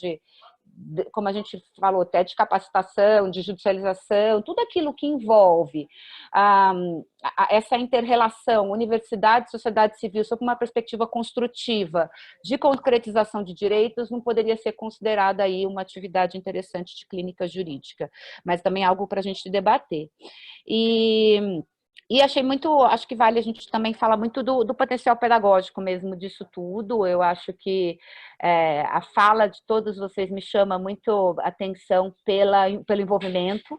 É nítido o envolvimento emocional que a gente vê de todos vocês com a causa da minha perspectiva, né, como professora, fica mais evidente a importância da extensão universitária realmente como sendo a transformadora, né, transformadora da sociedade, sem dúvida, porque vocês, cada um a sua forma está pensando e está levando o direito para a população vulnerável, mas também transformadora de quem fala, transformadora dos alunos, né, que se envolvem muito nisso.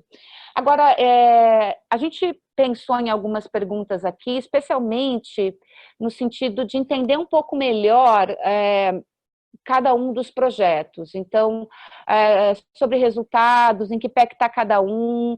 Acho que nas exposições, até algumas dúvidas que a gente tinha ficado com os resumos ficaram mais claras. Mas, Marina, se você quiser falar, né, daquelas perguntas sobre como se dá a interação com a rede, né, quais são os resultados que estão sendo apresentados, aquelas que você mesmo tinha pensado nos projetos, eu acho que eu passo a bola para você. Tá bom, gente. Obrigada, Suzana. E obrigada a todos que apresentaram, realmente foi muito interessante, né? Pelos resumos a gente já conseguia captar.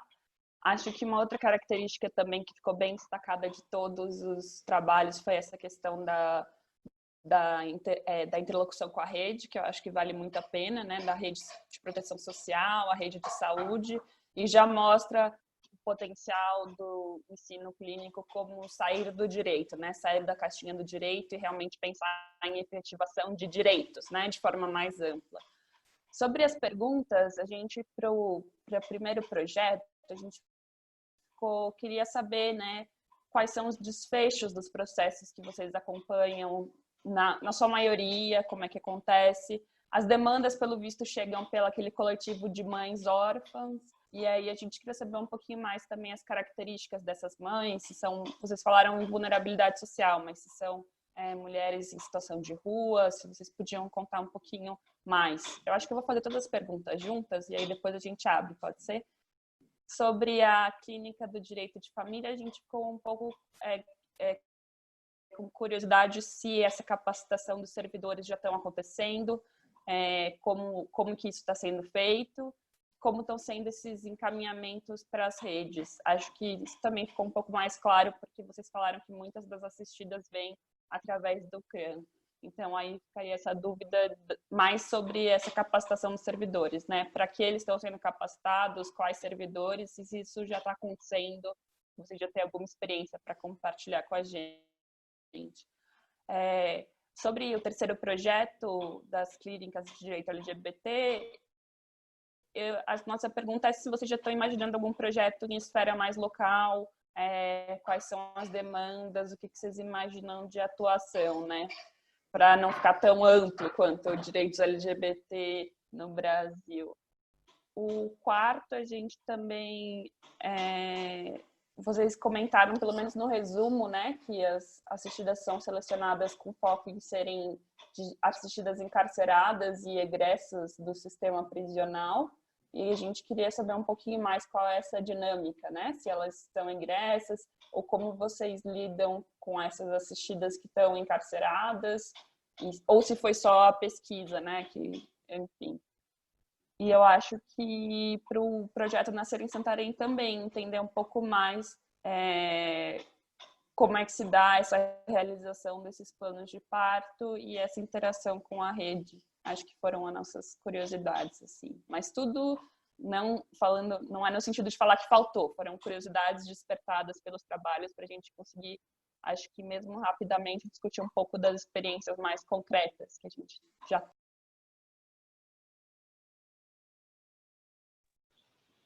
Beleza, pode começar respondendo?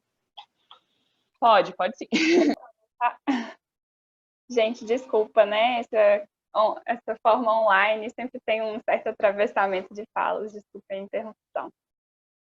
Então, sobre os nossos processos, assim, a gente acompanha poucos casos individuais, justamente porque, como eles envolvem essa articulação em rede, enfim, e várias outras atuações, a gente não tem capacidade mesmo para atuar em termos de quantidade, a gente prioriza poucos casos em termos de qualidade. E aí, assim, contando um pouquinho, né, de alguns dos resultados que a gente teve, porque a gente já teve alguns resultados muito positivos e outros resultados, assim, nem tanto em termos de reintegração à família natural e extensa. Então, um dos nossos casos mais emblemáticos, assim, que a gente fez atuação no ano passado, foi um caso que a gente já foi chamada para atuação antes mesmo do acolhimento institucional. Então, a gente já sabia, né, que a mulher estava na maternidade e ficamos com essa atuação, em certa medida, preventiva, mas a gente sabia que existia essa possibilidade, porque a informação para a vara da infância ocorre direto das maternidades, né, de acordo com a portaria e as recomendações que foram suspensas, mas que continuam sendo aplicadas de maneira indireta. Então, a gente já estava com essa atenção direto na maternidade. Nesse processo, foi um processo muito específico, assim, que normalmente não tem petição inicial, não tem intimação, não tem notícia do processo, e nesse a gente teve uma petição inicial do Ministério Público, foi a primeira vez que a gente viu isso, assim. No caso, a vulnerabilidade que estava indicada era trajetória de rua, e aí a gente diferencia muito, assim, né, essa questão da trajetória de rua, ou seja, alguma coisa que aconteceu no passado, que não teve relação com a gravidez e que a pessoa não está mais nessa situação, de uma situação de rua no momento presente. Nesse caso, era completamente baseado na vida pregressa, em relatórios que não condiziam com esse período de gravidez, de parto, da nossa assistida, e a gente teve que fazer uma mobilização, assim, em cerca de 11 dias, muito grande, até chegar no STJ, para que a gente conseguisse que essa mulher saísse da maternidade com a criança. Então, foi uma atuação muito intensa, assim, então, nesse período, foram 11 dias mesmo, se eu não me engano, assim, a gente chegou a fazer contestação no processo, teve uma decisão liminar encaminhando o bebê já direto da maternidade para acolhimento institucional, sem nenhuma comprovação de dano. Então, a gente fez agravo de instrumento, fez embaixo de declaração, pedidos de reconsideração, até chegar em habeas corpus no Tribunal de Justiça e habeas corpus no STJ, e no STJ que a gente conseguiu esse habeas corpus para que essa mulher pudesse sair da maternidade. Então, são casos, assim, muito intensos, né? Esse foi um caso que a gente considera de muito sucesso e que a gente conseguiu que essa mulher saísse da maternidade com a criança. A gente também teve um outro caso, a gente acompanhou uma assistida que ficou com a criança acolhida institucionalmente por 1 ano e meio, e a gente peticionando insistentemente, pedindo, né, que essa criança saísse do acolhimento, porque a gente já tinha todo um processo de reintegração familiar em relação à tia-avó. E aí a gente conseguiu também que essa criança saísse do acolhimento institucional, e depois o Ministério Público quis incluir outra criança no processo de medidas de proteção, simplesmente pelo contexto familiar de já ter tido outra criança acolhida. No caso dessa assistida, também tinha trajetória de rua, de uso de drogas e HIV. E aí também teve que ter mobilização no Tribunal de Justiça, até com sustentação oral, assim, para que a gente conseguisse que esse novo bebê não fosse incluído na medida de proteção de outra criança, simplesmente pelo contexto familiar. A gente também conseguiu, nessa sustentação oral, decisão no tribunal, né, dizendo que não poderia ter essa inclusão. E também teve caso que a gente foi chamada preventivamente, então a gente ficou atento nesse momento do parto, assim, estava todo mundo meio em alerta, só que não teve essa ameaça mesmo de acolhimento institucional. A mulher conseguiu parir e levar a criança consigo sem problemas, mas aí até lembrei desse trabalho que a última colega apresentou, porque apesar de não ter tido essa retirada do bebê da mãe, ela sofreu outras violências obstétricas ao longo do parto, e aí a gente se mobilizou para tentar também construir uma atuação nesse sentido, assim, da da violência obstétrica sofrida pela mulher e pelo bebê, que teve várias sequelas físicas em relação ao bebê também, por violências ocorridas no parto, assim. Então, esses são alguns exemplos de resultados do processo e de situações de vulnerabilidade.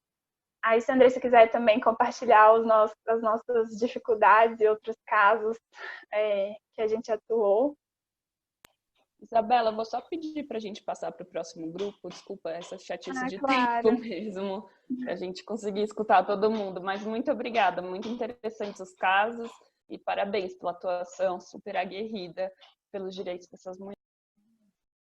Isabela, eu coloquei aqui no chat, acho que valia você depois conversar, não sei se vocês já não têm esse diálogo, mas se vocês não tiverem, a Clínica Luiz Gama aqui da USP, até que a professora Janaína, que é a organizadora que coordena, eles têm um trabalho super interessante sobre direitos de defesa de mães em vulnerabilidade, a questão mesmo de retirada de criança, direito de defesa, não sei se vocês já dialogam, mas se vocês não dialogam ainda, eu acho que vocês podiam compartilhar a experiência. Ia ser muito interessante. É muito próxima assim, a atuação de vocês. Acho que seria legal vocês trocarem figurinha. Fica a dica. Bom, acho que eu vou me manifestar, então, tentar responder as provocações da professora Suzana. Ela tem toda a razão nos questionamentos que ela fez, sem sombra de dúvidas. Existe, como eu falei, uma gama muito variada de experiências que são entendidas como clínicas jurídicas. Quando a gente trouxe ali no resumo, era uma ideia da autodenominação dessa experiência, né? Então, essa clínica da Universidade Estadual do Amazonas se denomina enquanto clínica, embora a gente tenha outros projetos de extensão pelo país já há algum tempo, outros núcleos, né, bastante fortes e atuantes que poderiam ser entendidos como clínicas jurídicas também, mas o nosso ponto de observação ali foi essa denominação, né, porque teríamos muito problemas tentando interpretar todas essas experiências dentro de um conceito de clínica ou não clínica. Então, a gente optou por essa análise desse jeito. Sem dúvida alguma, as experiências que a gente tem aqui no Brasil são muito valiosas e já conversam com as atividades da clínica, né? Essa primeira análise foi dos Estados Unidos, né? Quando a gente pensou nisso, foi justamente pela denominação, tentar entender lá nos Estados Unidos o que significa uma clínica de direitos LGBT, né? A gente vê lá nos Estados Unidos também muitos centros de referência LGBT, articulações com organizações da sociedade civil ou da própria sociedade civil, que poderiam ser entendidas como atividades de clínica, mas que não estão vinculadas às faculdades de direito. Foi também para a gente tentar entender esse movimento lá dentro e tentando responder a pergunta da Marina, então, nesse sentido, a clínica, como eu falei, foi criada no final do ano passado e a gente entrou logo numa pandemia. Então, a gente sabe que existem novos desafios aí nessas atividades e a gente está muito nesse momento de... Porque se a gente pensa em direitos LGBT, assim, nesse geral, existe tanta coisa que a gente poderia fazer, porque é uma população extremamente marginalizada e privada dos seus direitos e a gente precisa, obviamente, criar grupos e atividades que especifiquem dentro dessa gama. Então, é esse o movimento que está acontecendo agora.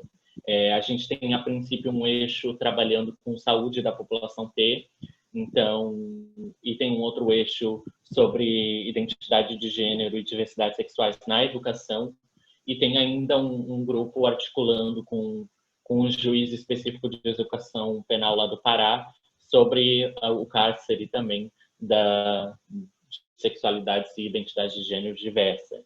E essa clínica está composta por gente do país inteiro, o que foi possibilitado, obviamente, pela virtualização da clínica também. Então, quando a gente está tentando essa ampliação de direitos no Brasil, a gente está tentando, apesar de talvez desenvolver atividades regionais ou locais, né, criando um ambulatório para a população T, ou discutindo o plano municipal de educação em determinado local, trazer essas discussões em todos, pelo menos, locais onde os integrantes e as integrantes da clínica estão. Então, trazer esse debate, publicizar essas atividades para a gente fortalecer juntamente com os núcleos e os projetos de extensão que já trabalham com essa temática no país. E que, com certeza, a gente está analisando, né? Eu conheço o projeto Transpasso do Instagram, então eu fico, né, super feliz de ver essas atividades e querendo saber mais, e a gente vai fortalecendo essas conexões a partir do momento que a gente definir dentro da própria clínica quais serão os eixos de atuação específicos. Obrigado. A professora Suzana vai ter que sair para fazer algumas coisas. Eu vou, gente, sinto muito, eu tenho aula na graduação daqui a pouco, então eu tenho que fechar aqui, mas eu queria agradecer imensamente a oportunidade do diálogo com vocês, foi muito produtivo, e depois a Marina aí me conta como é que foi esse fechamento e o que vocês responderam e trocaram de experiência aí das perguntas que a gente fez. Muito interessante, viu, Jonathan, o trabalho de vocês, acho que tem... Vamos fazer contato, né, Má? Tem tudo a ver com o que a gente está fazendo também. Acho que é rede para a nossa clínica. Um abraço, gente. Um abraço grande. Tchau, professora. Obrigada. Vamos continuar aqui, então, Jonathan, mas com certeza vamos entrar em contato, né? O GEDS aqui na USP, o que a gente está fazendo é justamente com acesso à saúde da população TT. A gente está trabalhando com isso desde 2019. Estamos articulando um amicus curiae numa ação civil pública, então a gente com certeza tem muita conversa para fazer, tá bom? Quem quiser falar em seguida. Acho que somos nós agora. Eu vou responder bem rapidinho. Obrigada. Imagina. Eu vou responder bem rapidinho. Vocês perguntaram sobre a primeira proposta, né, da capacitação dos servidores. Não, ela ainda não está acontecendo, porque, na verdade, entre as propostas, entre os projetos que a gente planeja elaborar, esse é um dos mais complicados. E o ponto mais importante e o inicial é que a gente consiga estreitar essa comunicação com as varas de família. Então, primeiro a gente tem que conseguir essa comunicação com os titulares da vara, com os titulares dos cartórios, para aí conseguir ter essa abertura para oferecer essa capacitação. Além disso, antes de dar esse pontapé inicial, a gente precisa ter o projeto muito bem elaborado, né? Porque por mais que a gente seja um núcleo que busca ter essa formação diferenciada, a gente precisa buscar essa formação tanto para nós, para daí conseguir elaborar projeto para outras áreas. Então, nós temos que elaborar de forma que a gente busque pessoas da área para oferecer essa capacitação, temos que nos capacitar antes, e aí elaborar um projeto realmente, enfim, integral, de certa forma, um projeto bem elaborado para poder ter essa comunicação. Além disso, a pandemia atrapalhou um pouco, claro, né? Fica um pouco difícil de fazer tudo isso agora, com a universidade praticamente fechada, sem aula, os professores todos um pouco distantes. Outra questão também é que o titular de uma das varas, nós temos duas aqui, o titular de uma das varas de família se retirou e mudou, então aí essa comunicação já ficou um pouco mais falha, que a gente já tinha um contato muito mais próximo com o juiz que estava antes. Então, assim, é um projeto que nós pretendemos, sim, colocar em prática, a gente acha muito importante, mas a gente quer elaborar e fazer tudo certinho antes, e eu acho que só quando a universidade voltar que a gente vai conseguir, né, buscar as pessoas capacitadas para oferecer. E aí, sobre a comunicação das redes, ela já acontece, sim, já há bastante tempo, desde a época que eu era bolsista, que agora eu sou advogada, já acontece, mas a gente está sempre buscando estreitar cada vez mais. O CRAM, o CREAS, eles costumam encaminhar os assistidos para nós, as assistidas também, no caso, que são a maior parte. O fórum também, as varas encaminham, a própria Defensoria Pública, os outros núcleos. Então, assim, a gente tem uma interlocução bem forte com todas essas áreas e todos eles encaminham as assistidas para nós. Só que o que a gente quer fortalecer é o nosso encaminhamento. É quando a gente recebe uma assistida que precisa de outro atendimento, a gente saiba exatamente para onde encaminhar e onde ela vai conseguir a assistência que ela precisa. Então, a gente fez essa busca, a gente mapeou todas as instituições da cidade para realmente criar essa rede de proteção e fortalecer a comunicação entre elas. Eles sabem da nossa existência, mas a gente quer saber exatamente como funciona o trabalho deles para poder encaminhar quem precisa de atendimento psicológico, quem precisa de auxílio, enfim, de um auxílio financeiro, de um suporte mais em relação à hipossuficiência, enfim, mas nesse ponto já existe, eu acho que precisa fortalecer, mas já existe. Eu acho que era isso, né? Obrigada, Geisiele. Aí eu queria, até porque eu achava que a Suzana ainda está aqui, a Suzana é promotora, e promotora de justiça. E aí, acho que uma experiência que ela compartilha bastante com a gente sobre o GEDS é uma questão de, na hora de articular com os atores do sistema de justiça, ter muito cuidado na questão de não... Porque a universidade talvez possa ser vista como uma desconfiança, no sentido de vocês querem me ensinar a fazer o meu trabalho. Então, eu acho que tem que pensar sempre... Acho que uma coisa que vocês já fazem, né, que é sempre fazer a interlocução pelos juízes ou juízas, para não parecer que vocês estão passando por cima deles, mas ter cuidado com isso. Eu acho muito legal ter uma abertura para ter oficina de capacitação, de verdade. Acho que até talvez o fato de ser uma cidade menor facilite, né, nesse sentido, mas só esses cuidados aí que eu queria passar da nossa experiência de como foi dialogar com os atores do sistema de justiça, de como foi dialogar com o Ministério Público, né? Porque pelo menos em São Paulo a gente tem várias correntes dentro das mesmas instituições, né? E vários posicionamentos diferentes. Mas muito bacana o projeto de vocês. Eu sou muito apegada a direito a processos de família, então adorei, gente. Quem mais quiser falar? Gente, eu gostaria de falar, se agora a minha internet estiver possibilitando que eu seja escutada, tá tendo como me escutar ou tá igual antes? Não, Gabriela, agora tá ótimo. Desculpa. Agora tá, foi só na hora da apresentação, eu peço desculpa, porque é meio desagradável também escutar o áudio todo picado, enfim, perdão, gente. Mas agora, né, para compensar a questão e responder algumas perguntas e as provocações que foram colocadas sobre o projeto, eu queria tratar de uma questão que foi colocada sobre o acesso à justiça e da forma como a professora mencionou disso ser uma questão anterior à própria judicialização e dessa necessidade de ter o cuidado antes, que também se relaciona com a pergunta que a Maria colocou. O transpasse, né, além de ele atuar diretamente no caso das assistidas, ele também tem contato com vários atores da rede socioassistencial, de saúde, de assistência jurídica, que são acionados também para fazer frente às demandas das assistidas. E essas demandas que elas trazem para a gente durante os atendimentos são as mais diversas, assim, para citar alguns exemplos. Tem a questão da retificação do registro civil, demanda por hospitais com atendimento humanizado, por oportunidade de emprego, e a gente entende que isso se relaciona indiretamente, mas assim, bem interligado com a questão da criminalização que elas sofrem.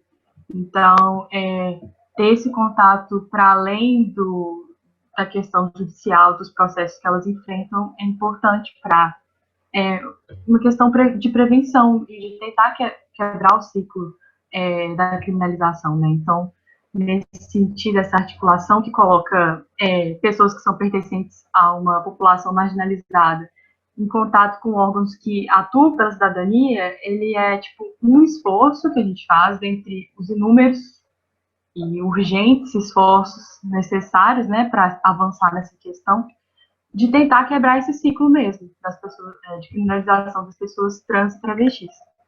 E aí a gente enxerga o projeto também como um instrumento, né, de acesso à justiça, para além dessa questão de instrumento pedagógico da clínica, porque a gente acha que tem como avançar em questões não só de formar profissionais que vão atuar nessas áreas com maior consciência no futuro, mas também o aqui e agora tem como potencializar algumas mudanças. Então, se a Isis também quiser complementar alguma coisa.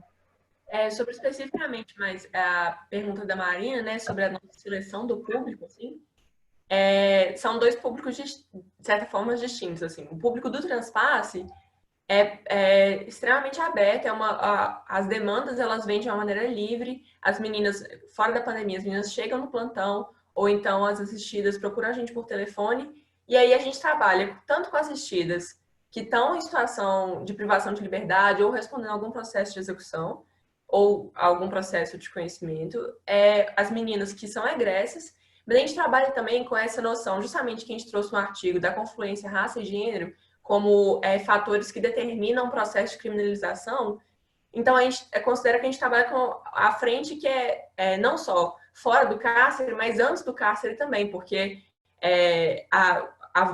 o estado de vulnerabilização dessas pessoas faz com que elas estejam com a trajetória cada vez mais próxima do cárcere, se nada é feito, assim.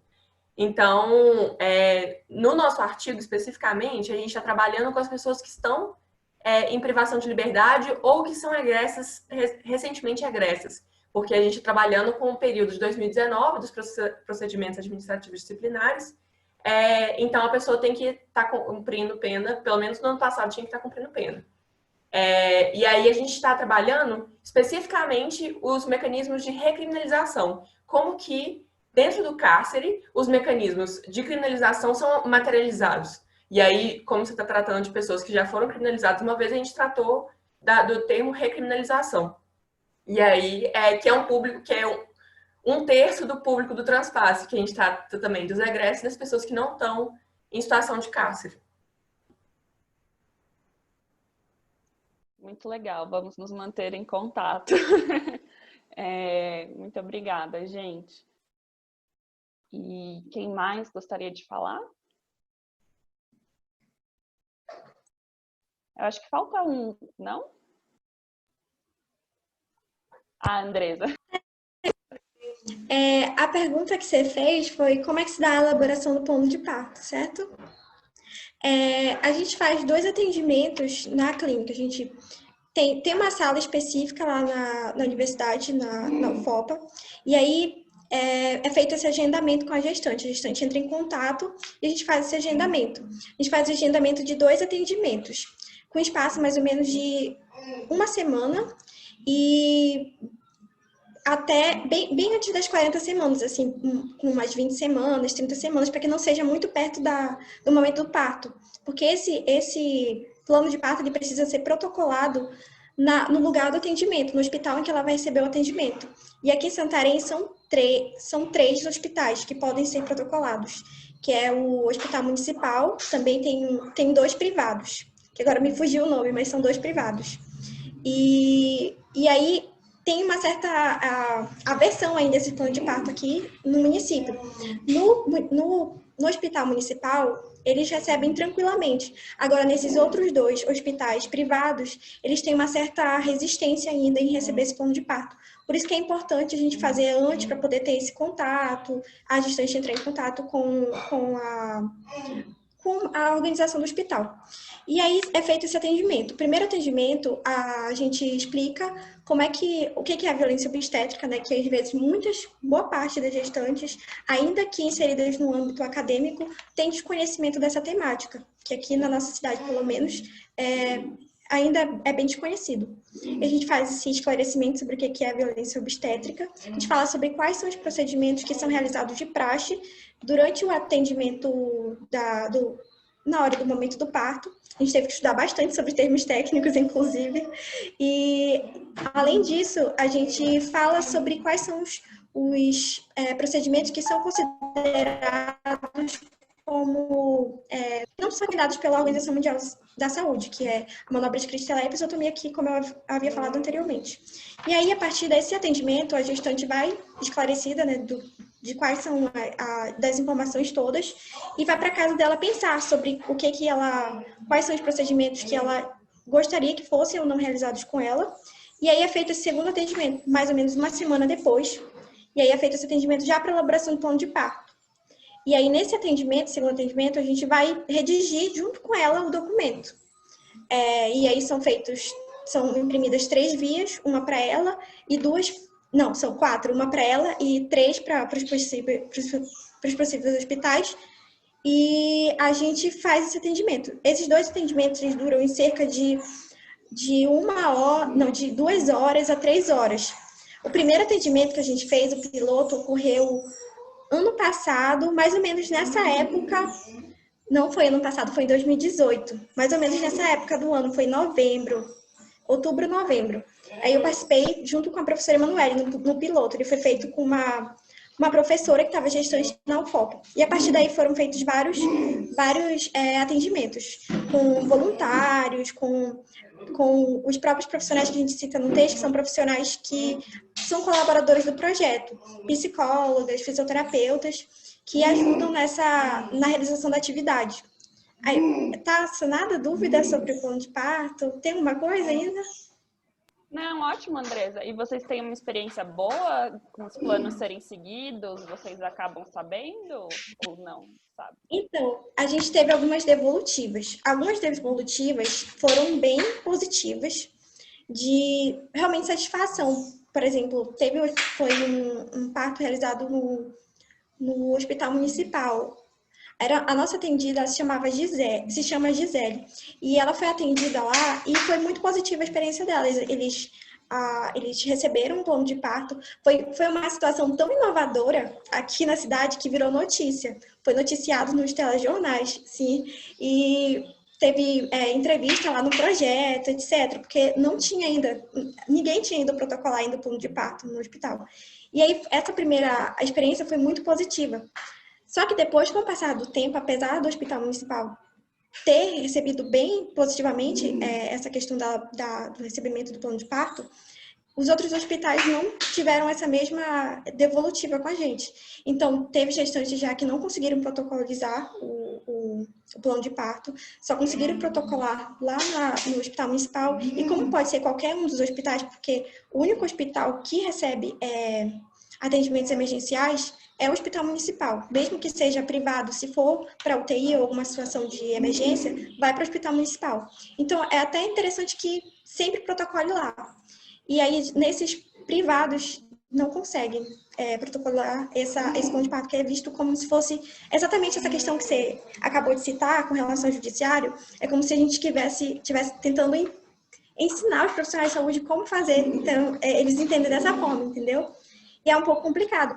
Mas é até interessante que a outra universidade que tem o curso de medicina e de enfermagem, que é a UFPA, aqui no Polo de Santarém, tem uma relação muito legal com a gente. A gente até teve eventos já em parceria, eles já convidaram a gente para diversos eventos, diversas ocasiões, e é bacana que a gente vê que os outros profissionais que estão se formando, eles têm essa mente mais aberta para a questão do parto humanizado, da importância da elaboração de plano de parto para o combate à violência obstétrica. A gente tenta sempre levar essa questão da interação. E, levando para a segunda pergunta, que é a interação com a rede, a gente tem essa interação com a UFPA, né, que é a universidade que tem o curso de medicina e de enfermagem. A gente também tem uma interação com o Ministério Público Estadual, a gente já fez diversos eventos, a gente tem um contato bem legal com a promotoria de saúde aqui do município. E a gente estava tendo contato agora no final do ano de 2019, antes da pandemia, com a Secretaria de Saúde, SESPA. A gente foi convidado a participar do Comitê de Mortalidade Materno-Infantil aqui de Santarém, que é realizado para avaliar como é que essas gestantes estão sendo atendidas, se está tendo mortalidade, por quê, quais são os fatores, para a gente ter essa atuação conjunta. Foi chamado diversos atores sociais e a gente também foi chamado. E a partir daí a gente teve uma atuação bem legal com eles e a gente foi chamado para fazer uma capacitação com os profissionais. Ia acontecer agora em fevereiro, março desse ano, só que aí veio a pandemia, aí acabou não acontecendo, as reuniões foram suspensas, porque tem questões bem prioritárias acontecendo aqui na cidade relacionadas ao Covid, e acabou que essa nossa atuação acabou ficando um pouco de lado, e a gente partiu para as redes sociais e para atendimentos virtuais, para tirar dúvidas, porque o atendimento presencial também é bem complicado, porque a gestante é grupo de risco. Então, basicamente, essa é a nossa atuação que está tendo atualmente. Obrigada, Andresa. Super legal saber da experiência de vocês. Se vocês conseguirem voltar para o comitê, né, depois dessa loucura da pandemia, é muito interessante. A gente também no GEDS conseguiu começar a participar do Comitê de Saúde Municipal LGBT, então em algumas reuniões foi super legal essa troca. Não sei se mais alguém quer comentar alguma coisa, senão acho que a gente poderia encerrar.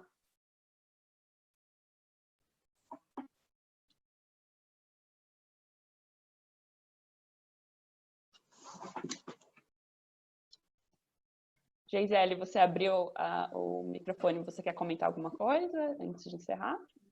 Eu abri só para dar tchau. Tá ótimo. Gente, de novo, muito obrigada, foi um enorme prazer. Obrigada, Janaína, por toda essa organização, obrigada, Flávia, todo mundo aqui que contribuiu com a organização desse evento tão bacana, quem estava assistindo, quem apresentou os trabalhos, foi uma troca muito legal. Tá bom? Muito obrigada, viu, gente? Então, tchau. Nós que agradecemos, Tchau. Marina. Obrigada. Muito obrigada. Tchau, gente. Tchau. Até mais tarde nas mesas. Tchau. Tchau.